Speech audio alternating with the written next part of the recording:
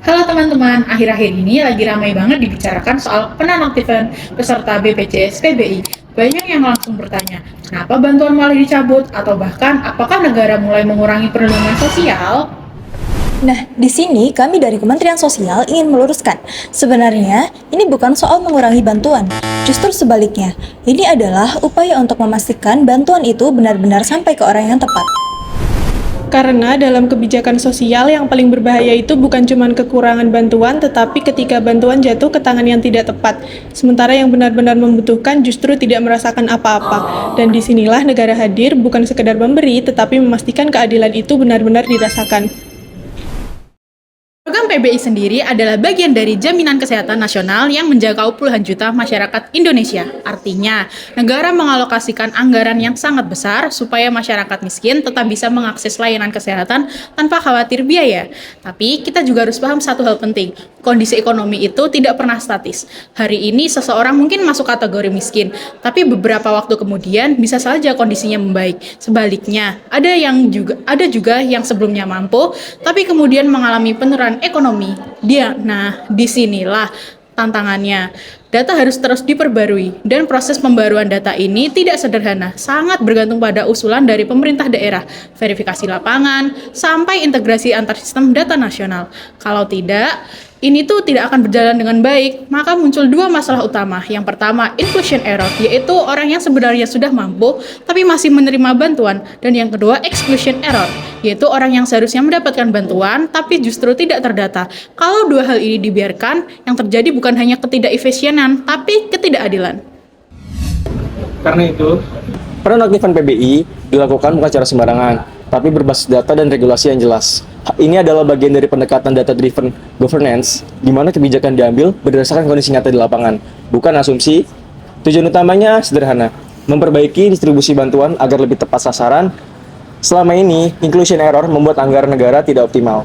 Ada bantuan yang seharusnya dialihkan ke yang lebih membutuhkan, tapi justru masih dinikmati oleh yang sudah mampu. Maka, penonaktifan ini menjadi langkah korektif. Tapi kami juga memahami, dalam implementasinya, memang masih ada tantangan. Masih ada daerah yang belum maksimal dalam memperbarui data, dan masih ada juga masyarakat yang belum mendapat informasi yang jelas soal statusnya. Jadi, penting untuk dipahami, ini bukan soal kebijakan yang keliru, tapi bagaimana kebijakan ini terus diperbaiki dalam pelaksanaannya.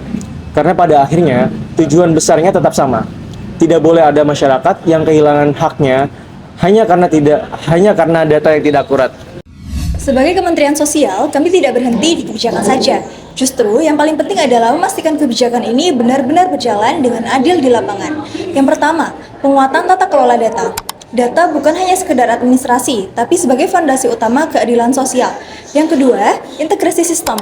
Kemensos, BPJS Kesehatan, serta Dukcapil harus terhubung dalam satu sistem data yang sama, supaya tidak ada lagi perbedaan informasi.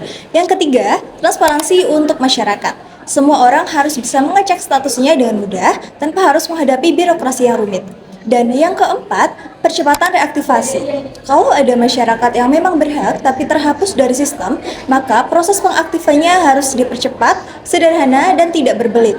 Bahkan ditargetkan bisa selesai dalam kurun waktu 1 kali 24 jam. Karena kita bicara soal akses kesehatan, ini bukan hanya hal yang bisa ditunda.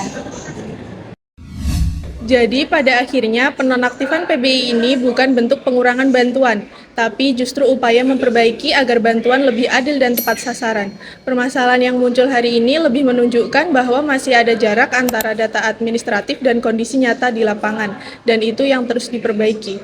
Kemensos berkomitmen untuk menjaga agar anggaran negara digunakan secara efisien, bantuan tepat sasaran dan masyarakat miskin tetap terlindungi. Tapi tentu saja ini tidak bisa dilakukan sendiri. Kami akan mengajak pemerintah daerah, instansi terkait, dan juga seluruh masyarakat untuk bersama-sama menjaga kualitas data sosial. Dan bagi masyarakat yang merasa berhak tapi belum terdaftar, jangan ragu untuk menggunakan mekanisme pengaduan yang sudah tersedia. Karena pada akhirnya setiap data itu mewakili hak seseorang dan setiap hak harus kita jaga bersama. Terima kasih.